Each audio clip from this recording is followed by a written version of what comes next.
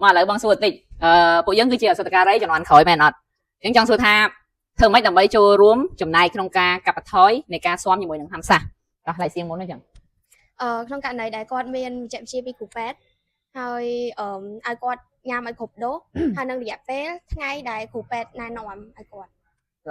ក្នុងករណីគាត់មកផ្សំថ្នាំហើយគាត់ប្រាប់អាការៈគាត់ថាគាត់មានអាការៈប្រសាយឈឺកអញ្ចឹងយើងអត់គួរផ្ដល់ថ្នាំ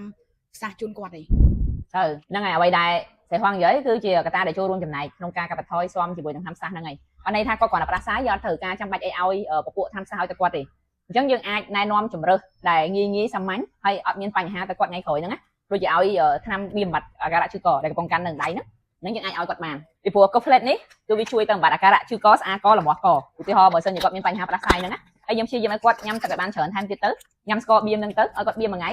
3ទៅ4ដងម្ដងមួយគ្រាប់ទៅព្រោះ Coflet នេះគឺផ្សំមកពីរុក្ខជាតិឱសថវិលមកបញ្ចូលគ្នាយើងបៀមស្ករហ្នឹងទៅបានន័យថា